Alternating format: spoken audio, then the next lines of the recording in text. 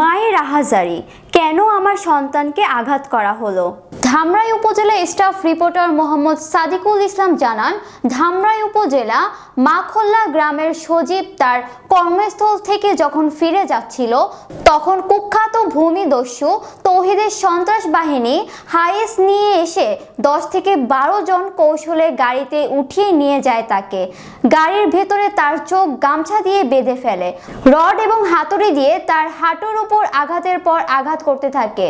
ভূমিদস্যু তৌহিদ 3 ফসলের জমি দখল করেই ক্ষান্ত হয়নি।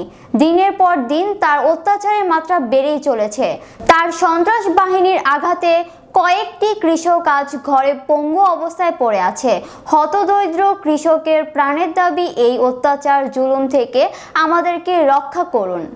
আঘাত করছে, আমার দুটা পাও আমি করতে নাড়াতে পারি না।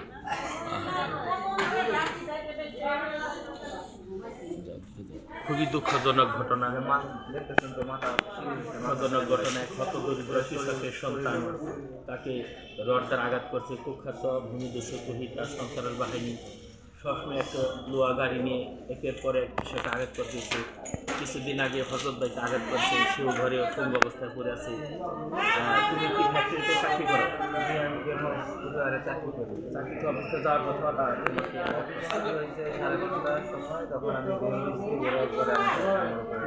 তোমার মাথায় আঘাত করছে।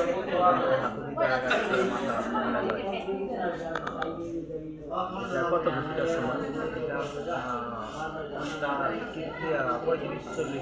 ওরা কি তোমার গ্রামে আরো কয়েকজন এইভাবে আঘাত করছে? আরো কয়েকজন, আপনি যে বললেন হচ্ছে আমার কথা, তাকে আঘাত করছে, তার পায়ে 3টা আরো খাইতে গেছে। ওরা জমি দখল করে ক্ষান্ত হয়নি। এই কুখ্যাত ভূমিদস্যু একের পর এক অসহায় মানুষের উপর আঘাত করিতেছে। প্রশাসনের কাছে আমার আকুল আবেদন, যাহাতে এরা এই সন্ত্রাস বাহিনীর হাত থেকে মুক্তি পায়। সাদিকুল ইসলাম, ফাল্গুনী টিভি, ধামরাই, ঢাকা।